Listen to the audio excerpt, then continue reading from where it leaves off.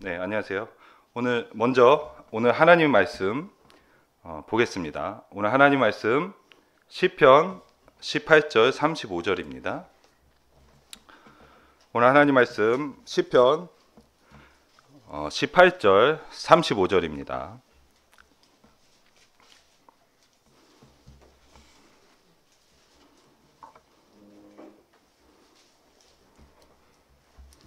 네, 다 찾으셨으면 다 함께 읽겠습니다. 시편 18장 35절입니다. 시작. 당신께서는 또한 당신의 구원의 방패를 제게 주셨나이다. 또 당신의 오른손이 저를 붙들어 주셨고 당신의 온화하심이 저를 위대하게 하셨나이다. 아멘. 네, 말씀 위해서 잠시 기도드리겠습니다. 네, 전능하신 주 하나님 아버지 감사합니다. 주님, 제가 이 또 두렵고 떨리는 마음으로 주님 앞에 이 자리에 섰습니다. 오늘 또 이렇게 참 부족한 저에게 하나님 말씀을 선포할 수 있도록 이런 귀한 자리 마련해 주심에 참으로 감사합니다. 또한 이렇게 같이 성도들과 주님을 찬양하고 또 경배하고 이런 귀한 찬양을 드릴 수 있는 자리 또 모아주심에 다시 한번 감사해 드립니다. 주님, 오늘 말씀을 위해서 또 성령께서 저를 주관하여 주셔서 또 저의 입술에 말씀을 넣어 주시고 또 듣는 이로 하여금 사람의 말로 듣지 아니하고 하나님의 말씀으로 듣고 이 하나님의 이 훈계와 책망으로 영적으로 성장하고 또 회복시킬 수 있도록 주님께서 역사해 주십시오. 이 시간 부족한 제가 모든 것을 마친 시간까지 주님께 의탁드려오니 우리 모두가 합심하여서 주 안에서 이렇게 말씀을 배울 수 있도록 주님께서 함께해 주십시오. 감사합니다. 살아계신 주 예수 그리스도 이름으로 기도드렸습니다. 아멘. 네. 네. 식사 맛있게 많이들 하셨나요? 네. 그러면 졸리실 것이에요. 네. 제가 졸리지 않는 법을 오늘 알려드리겠습니다. 바로 아멘을 해주시면 돼요. 아멘을 크게 해주시면 여러모로 굉장히 좋습니다. 네. 아시겠습니까? 네, 감사합니다. 자, 오늘 본문 말씀은 주제를 이것이에요. 무엇이 다윗을 위대하게 했는가? 이게 본문 말씀이시고요. 자, 우리가 이제 제가 이제 또 생각을 해봤습니다. 요즘 저번 주부터 우리 윤 목사님 그리고 김대원 형제 그리고 수요일 날 우리 김바성 형제 설교가 책망 시리즈더라고요.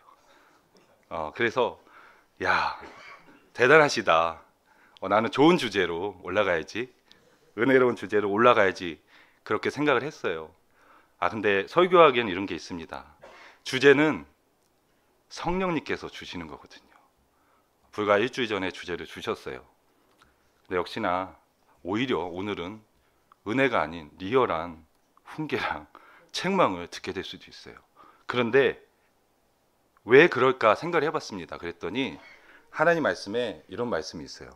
모든 성경 기록들은 하나님의 영감으로 주어진 것으로 교리와 책망과 바로잡음과 의로 훈계하기에 유익하니라, 이런 말씀이 있어요. 어디에서 유익하냐? 훈계와 책망에서 유익하다는 거죠. 왜 그럴까요? 고치라는 거예요. 우리 보고 고쳐서 주님의 완전하신 그 은혜를, 어둠을 다 버리고 은혜를, 그 완전하신 은혜를 찾으라는 그런 훈계인 것이죠. 네. 그래서 우리가 이 교리와 책망에서 우리가 은혜를 발견할 수 있는 그런 성숙한 그리스도인이 모두 되기를 바라겠습니다. 네. 자, 이제 본문으로 들어가겠습니다. 우리는 인정받고 싶어요. 사람은 인정받고 싶어 하죠. 근데 사람에게 인정받는 것과 하나님께 인정받는 것은 차이가 있습니다. 어떤 차이냐면은, 일단 사람에게, 세상에게 인정받는 것은 가증하다 그랬어요. 왜 그럴까요? 바로 나를 위한 것이기 때문이에요. 내 자신을 위한 것이기 때문에 하나님께서는 가증하다 하세요. 그러면 하나님께 인정받는 것은 위대한 것이다, 좋은 것이라 말씀하세요. 왜 그럴까요? 바로 이게 남을 위한 것이기 때문이에요. 내가 아닌 남을 위한 것이기 때문에 하나님께 인정받는 것은 위대한 것이다. 다윗이 어떻게 인정받았어요? 주의 온화함으로. 그렇죠? 이 온화함으로 다른 이를 섬기게 되는 것이에요. 이런 특징이 있습니다. 자, 그럼 다윗은 어떤 사람이었습니까? 터프하죠. 강하고 또 상남자고 카리스마 있고 그런 생각이 나시죠. 근데 막강함으로 다윗이 위대해졌다 하지 않으셨어요. 다윗을 위대하게 한 것은 바로 주의 온화함이다, 이렇게 고백을 했습니다. 우리 성경의 위대한 사람들 특징 있죠? 예수님, 다윗, 모세, 사도 바울 모두 온화한 사람들이었습니다. 제가 이 설교를 하는 데 있어서 이런 생각이 들더라고요. 우리 지금 시대에, 이 어둠의 시대에 우리에게 너무 필요하다, 우리가 꼭 가져야 될 일이라는 생각이 들더라고요. 왜냐하면 세상은 악하고 세상 사람들은 분노에 차 있고 그런 것들을 많이 우리가 느낄 수 있잖아요. 우리가 마지막 때가 되어 갈수록. 근데 우리 온화함, 온유함이 없으면 어떻게 되겠어요? 우리 그들에게 휩쓸릴 수가 있겠죠. 그래서 오늘 설교 주제를 아무래도 성령님께서 내어주셨다, 이렇게 믿습니다. 자, 그럼 온화함의 정의가 무엇일까요? 여러분 아시나요?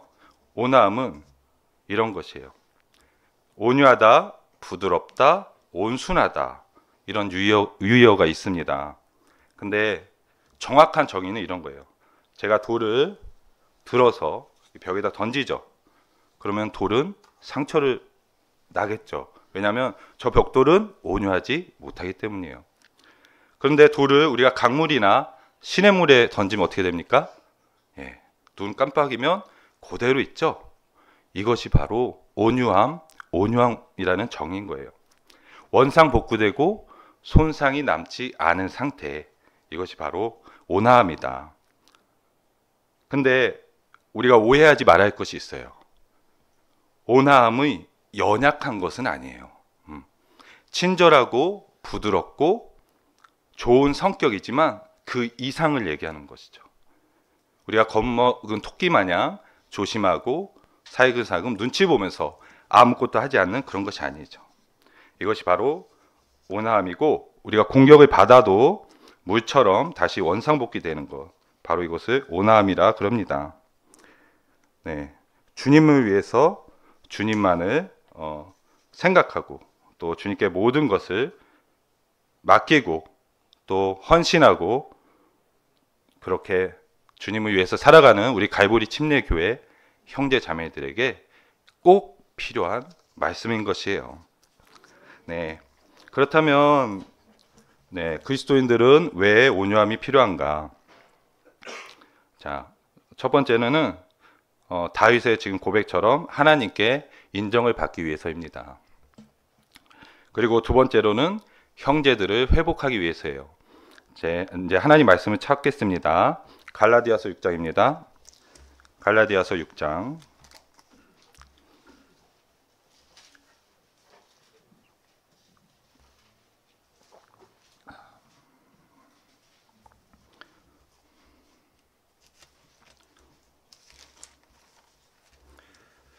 갈라디아서 6장 1절인데요. 제가 읽겠습니다. 형제들아, 만일 어떤 사람이 잘못에 빠진다면 영적인 너희는 누구예요? 성숙한 그리스도인을 얘기하는 거죠. 그러한 자를 온유의 영 안에서 회복시키라 말씀하시네요. 그리고 두 번째, 또한 너 자신을 숙고하여서 너도 시험에 들지 아니하게 하라. 그렇죠. 세 번째, 나의 유익을 위해서입니다. 나를 위해서. 그렇죠. 그리고 반대로 세 번째는 온유하지 못한 상태를 알 수 있어요.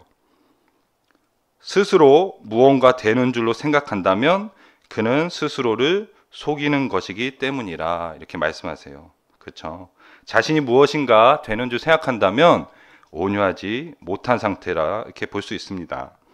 자, 네 번째, 우리는 죄인들을 주님께로 인도할 그런 의무가 있기 때문이죠.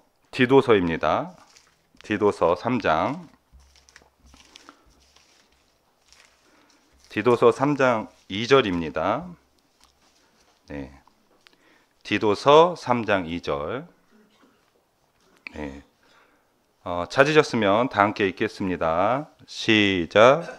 어느 누구도 간에서도 악담하지 말고 말싸움하는 자가 되지 말며 다만 온화하여 모든 사람들에게 온전한 온유함을 보이도록 하라. 아멘. 네. 자, 2절에 보면은 두 가지 성품이 나와요. 바로 온화함, 온유함 나오죠.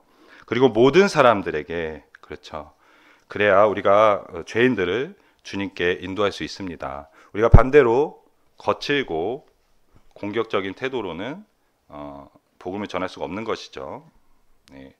자, 그리고 다섯 번째, 교회의 영적 리더들이 갖춰야 될 성품이다. 디모데 후서인데요. 전장으로 앞으로 3장만 넘겨보세요. 디모데 후서 2장 24절, 25절 제가 읽겠습니다.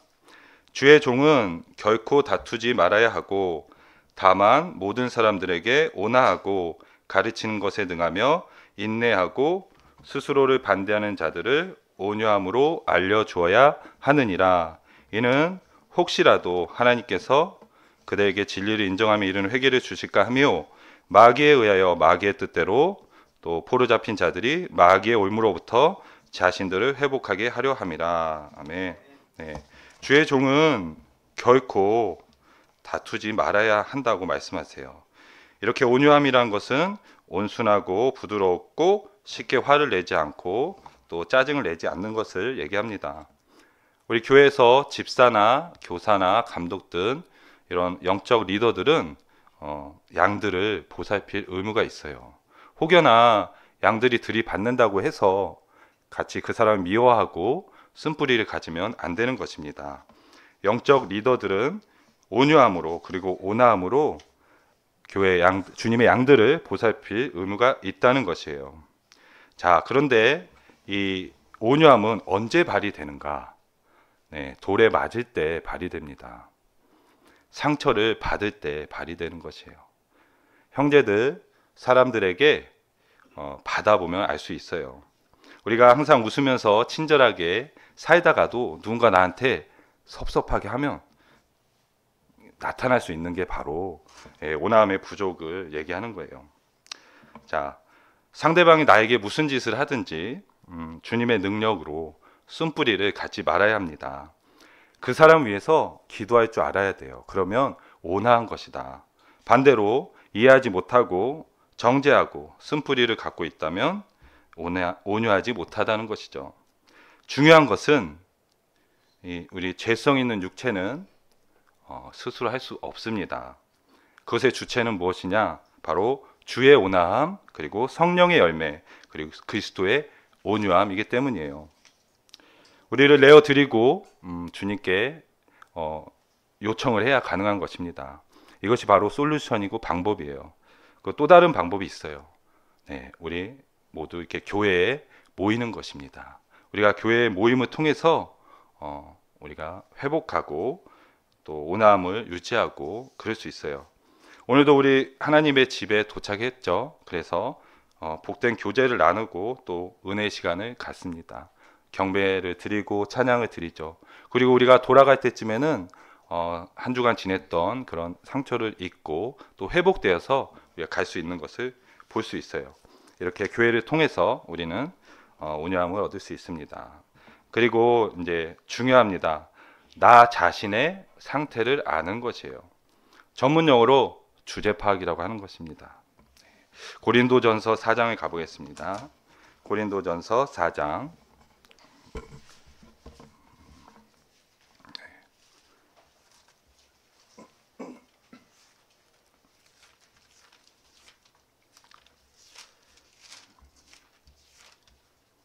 고린도전서 4장 말씀. 네. 12절, 13절인데요. 네, 제가 읽겠습니다. 우리가 손수 일함으로 수고하기도 하느니라. 욕을 들으면서 우리는 축복하고 박해받으면서 우리는 그것을 감내하노라. 우리는 모욕을 당하면서도 간절히 요청하느니라. 우리는 세상이 쓰레기처럼 되었고 이날까지 모든 것들의 폐기물이 되었도다. 네, 네, 아멘 잘하시네요. 인정하시나요? 네, 아멘. 네, 놀랐습니다. 예, 가장 아멘이 안 나온 구절이라 생각했는데 아멘이 나왔습니다. 사도 바울은 자신이 쓰레기, 폐기물이라 이렇게 인정했어요. 그렇죠? 세상의 평가는 어떨까요? 네, 맞습니다. 이게 바로 세상의 평가예요. 세상은 죄인들, 동성애자, 범죄자들을 인권을 존중한다고 그렇게 하고 있어요. 근데 단 하나의 예외가 있습니다. 바로 우리 같이 실례하겠습니다. 네. 자, 하나님의 말씀입니다. 한번 죽는 것은 사람들에게 정해진 것이고 그 뒤에 심판이 정해진 것 같이 주 예수 그리스도를 믿으라. 그리하면 너는 구원을 받을 것이요 너의 집도 받으리라. 아멘.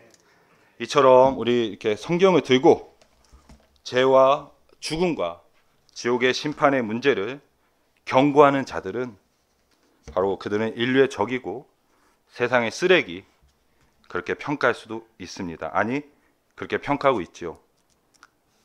우리가 복음을 전하러 나가보면 알 수 있습니다. 그런 평가를 받습니다. 근데 괜찮습니다.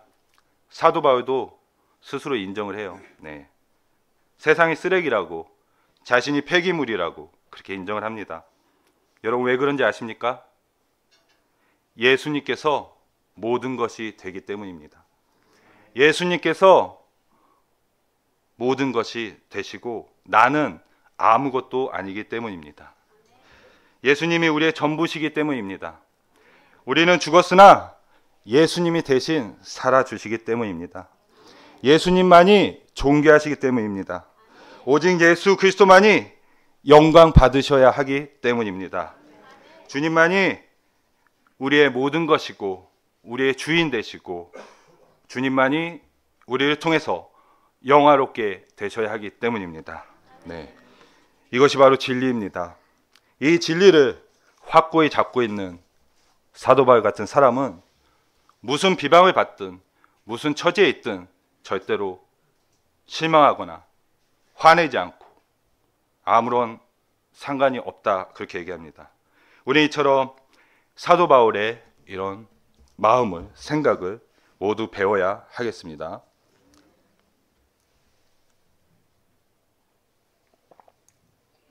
자, 다음으로 용서입니다.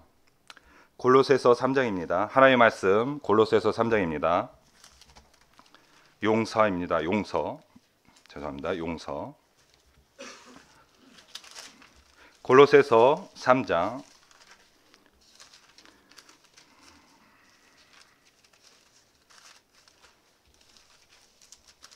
네.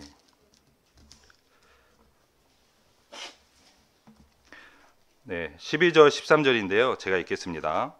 그러므로 거룩하고 사랑받는 하나님께 택한 바는 자로서 자비들과 인정과 친절과 생각의 겸손과 온유와 오래 참음으로 옷 입으라.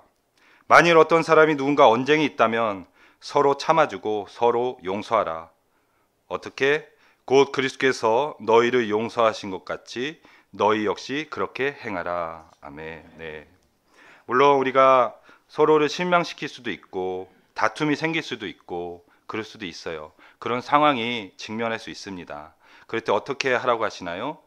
그리스도께서 너희를 용서하신 것 같이 너희도 그렇게 하라. 네.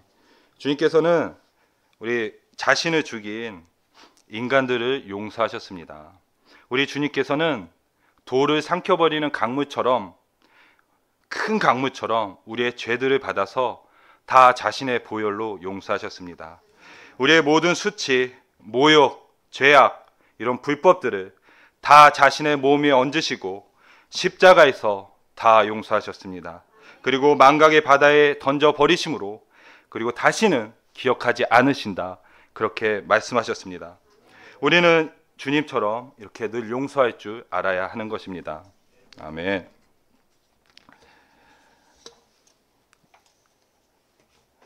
우리 모두는 이쯤 되면 마음이 무거워지시죠.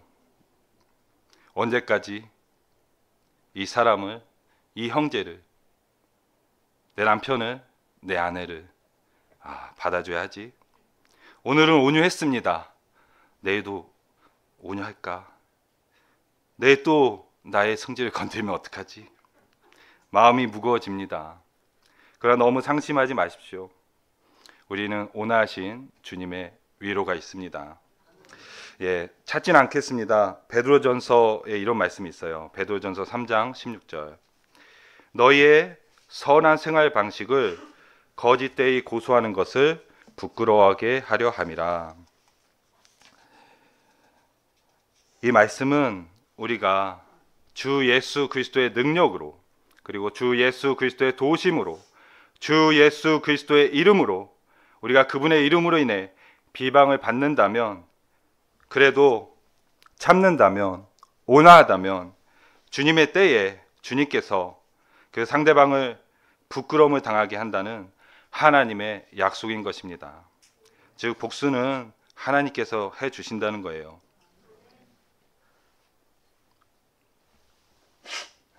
죄송합니다. 그런데 여러분, 우리는 조심해야 할 것이 있습니다. 우리는 모두는 조심해야 할 것이 있습니다. 지금까지는 돌에 맞은 자에 대해서 제가 얘기 드렸죠. 그러나 돌을 던진 자, 문제를 일으킨 자에서 우리 주님께서는 경고하고 계십니다. 주님께서는 누가복음 17장에서 이렇게 경고하고 있습니다. 우리 모두 누가복음 17장 보겠습니다. 누가복음 17장인데요. 우리 모두는 조심해야 합니다. 예수님께서 경고하고 있습니다. 17장 1절 제가 읽겠습니다. 누가복음 17장 1절입니다. 그때 그분께서 제자들에게 이같이 말씀하셨느니라. 잘 들으세요. 실족하게 하는 일들이 일어나지 않은 것은 불가능하나, 그렇죠, 이런 일이 안 일어날 수는 없습니다. 실족하게 하는 일들이 누구를 통해서? 자신을 통하여 일어나게 하는 자에게는 화가 있기를 바라노라. 그렇죠. 돌을 던진 자, 문제를 일으키는 자에게는 화가 있기를 바란다고 주님께서 직접 저주하는 것이죠. 그리고 3절에 이렇게 말씀하십니다. 너희 자신을 주의하라. 우리는 모두 주의해야 합니다. 그런데도 불구하고 만일 어떤 형제가 너를 거슬러 범법한다면 그를 꾸짖으라 하세요. 근데 만일 그가 회개한다면 조건이 있죠. 만일 회개한다면 용서하라 하십니다. 그리고 4절에 그리고 만일 그가 하루에 7번 너를 거슬러 범법하고 하루에 7번이나 너에게 다시 돌아와서 내가 회개한다 말하면 너는 그를 용서할지니라. 7번을 하루에 범법해도 7번 회개한다면 용서하라 명령하십니다. 그리고 5절에는 제자들이 이 얘기 듣고 깜짝 놀래요. 어떻게 하루에 7번을 용서랍니까? 그래서 주여 우리의 믿음이 늘어나게 해주소서 이렇게 애원을 합니다. 제자들도 스스로 안 거죠. 이게 내 자신으로는 할 수 없다. 믿음이 필요하다. 주님의 도우심 없이는 불가능하다. 이걸 안 것이에요. 본문의 말씀은 돌을 던진 자, 돌에 맞은 자 두 가지 예가 나옵니다. 주님께서는 돌에 맞은 자에게 용서하라 하셨어요. 자, 돌을 던진 자에게 뭐라고 하십니까? 회개하라 명령하십니다. 여러분, 제 안에는 성령님이 계십니다. 여러분 모두 안에는 성령님이 계시는 것이에요. 제 안에만 있는 것이 아니고 여러분 안에만 있는 것이 아닙니다. 그렇죠? 우리 모두 형제나 자매 안에는 성령님이 계시기 때문에 우리는 항상 조심해야 하는 것이에요. 만약에 어떤 형제를 슬프게 한다면 그 안에 성령님을 슬프게 하는 것과 같은 것이에요. 그리고 만일 어떤 형제를 비방한다면 그 안에 성령님을 비방하는 것과 같은 것이에요. 왜 그런지 아시죠? 우리 모두는 하나이기 때문입니다. 그래서 우리는 항상 형제 안에 계신 성령님께 조심해야 합니다. 자, 오늘이라도 만약에 내 안에서 성령님께서 다른 형제에게 돌을 던진 것이 생각나게 만약 해주신다면 오늘이라도 그 형제에게 가서 사과하시기 바랍니다. 그러면 주님께서 용서해 주십니다. 그러면 주님께서 세워주십니다. 그러면 교회에서도 세움을 받을 수 있습니다. 나의 어두운 것을 버려버리면 주님께서 세워주십니다. 만약 그런 분이 있다면 오늘이라도 찾아가서 사과하시기를 바라겠습니다. 네. 그럼 우리가 반대로 우리 은혜로운 말씀 한 구절 보겠습니다. 하나님의 말씀 베드로전서입니다. 4장. 하나님의 말씀 베드로전서 4장입니다.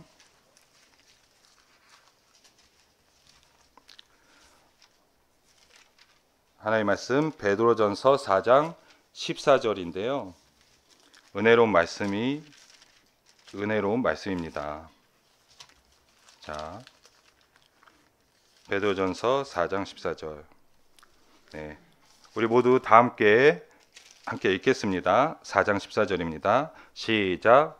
만일 너희가 그리스도의 이름을 위하여 비방을 받는다면 너희는 행복하니라. 이는 영광의 영 곧 하나님의 영께서 너희 위에서 안식하시기 때문이라.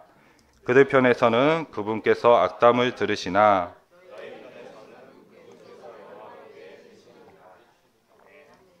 아멘. 너희가 그리스도의 이름을 위하여 비방을 받는다면 너희는 행복하니라 하십니다. 왜냐하면 나는 비방을 받고 마음이 조금 상하겠지만 우리 위에서는 하나님의 영께서 안식하신다는 것이에요. 나를 통해서 하나님의 영이 안식하신다. 놀랍지 않습니까? 저는 매일의 삶에서 하나님의 영을 슬프게 하는 게 다반사인데, 그리고 주 예수 그리스도의 은혜를 받고 그 은혜로만 사는 그런 자인데, 그리스도의 이름을 위해서 조금 비방을 받으면 그 하나님의 영을 쉬게 할 수 있다는 것이에요. 그리고 우리가 그렇게 할 수 있다는 것입니다. 거룩하신 하나님의 영을 쉬게 할 수 있다는 이 사실이 정말 놀랍지 않을 수 없습니다. 그렇죠. 저는 부끄럽습니다.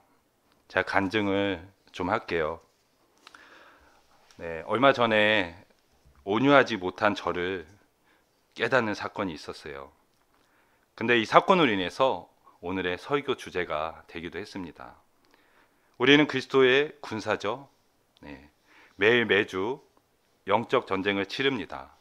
나 자신과 그리고 죄와 또 가정에서, 직장에서, 거리에서, 세상에서, 또 마귀와 심지어 교회에 와서도 우리는 영적 전쟁을 치릅니다. 우리는 그런 그리스도의 군사예요. 그렇죠? 특히 우리 갈보리 침례교회는 영적 특전사들의 모임이라고 저는 믿고 있습니다. 아멘이신가요? 네, 그렇게 말씀을 칼을 갈고 말씀으로 혼을 찌르고 또 말씀으로 혼을 쟁취하고 승리하고, 반대로 비방과 조롱과 무관심, 거부 등으로 상처도 있고 쓰러지고 그러나 다시 일어나고, 이런 반복되는 이런 영적 전쟁터에서 우리가 있다 보면 때로는 예민해지고 또 때로는 신경이 곤두서고, 이럴 때 몸까지 아프면 더 엄청나겠죠. 네, 긴장감, 특히 말씀이 선포되는 것은 바로 영적 최전방이고 긴장감이 넘치는 곳입니다. 얼마 전 주일날에 마포역 부근에서 거리 선포를 하고 있었어요. 근데 이제 벌써 우리가 이사 온 지 또 선포한 지 10개월이 되었네요. 늘 가끔 방해가 있습니다. 주로 경찰들이 와요. 그렇죠? 근데 그날은 아파트 경비원이 와서 저희들을 방해를 하는 것이에요. 저희들의 전도지, 스피커 등을 그냥 허락 없이 던지는 그런 사건이 발생했습니다. 화나죠. 네. 복음을 전하다 보면 이런 일들이 다반사니 그러니 했습니다. 근데 그날따라 이 경비가 끈질기게 아예 저희를 비방하고 괴롭히는 것이 좀 과하다 싶었어요. 그래서 처음에는 좋은 말로 했지만 또 정중하게 얘기를 했습니다. 그런데 계속 방어를 하다 보니까 어느 순간 저도 모르게 언성을 높이고 싸우고 있었습니다.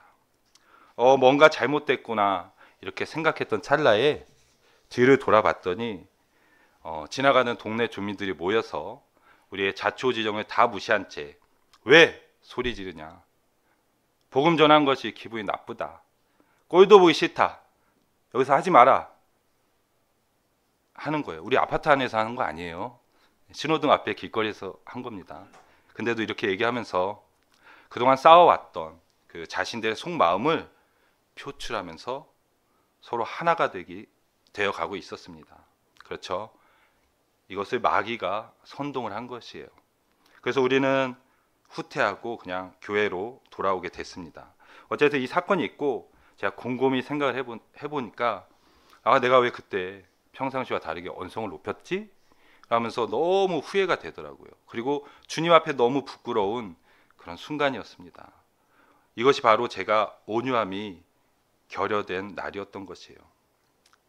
우리 힘든 시기를 사는 우리 마지막 때 모두 그리스도인들인데 또 한편으로는 과연 복음을 선포하고 우리가 거리에서든 개인적으로든 복음을 선포하는 것이 요즘 언제까지 가능할까 이런 생각이 들기도 합니다. 우리 모두는 주 예수 그리스도께서 공중에 오실 때까지 복음을 선포하고 그때 주님을 만날 수 있도록 모두 함께 기도해 주시면 감사하겠습니다. 네. 자, 마지막 하나님의 말씀은 마태복음입니다.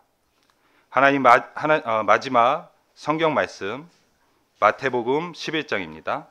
우리 주 예수 그리스도께서는 온유하십니다. 그렇죠? 마태복음 11장입니다.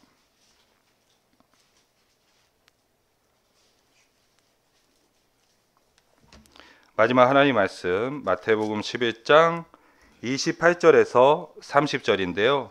모두 아시는 내용이니까 우리 모두 함께 읽겠습니다. 28절에서 30절까지 시작. 수고하고 무거운 짐 지어진 너희들아 다 내게로 오라. 그리하면 내가 너희에게 쉼을 주리라.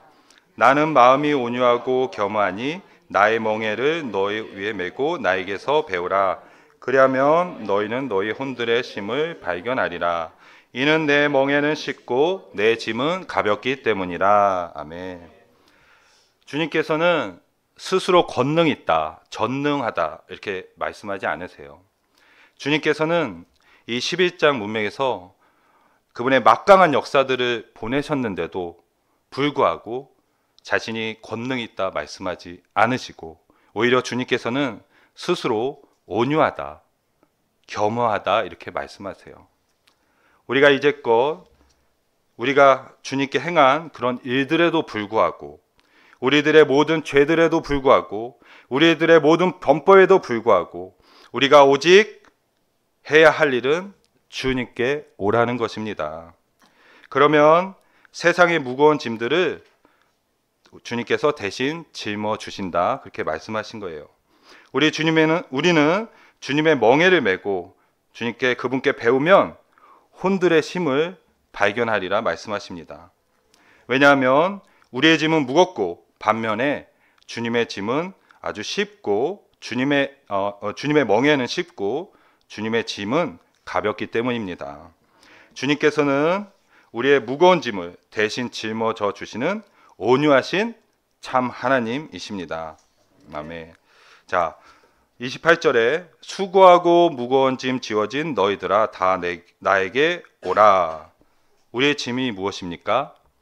바로 세상의 짐, 육신의 짐, 죄의 짐, 썩어 없어질 짐, 이런 보상도 가치도 없는 이 세상의 짐들을 버리고 이런 세상의 것들로는 혼들의 쉼을 얻을 수 없다, 구원받을 수 없다는 얘기죠.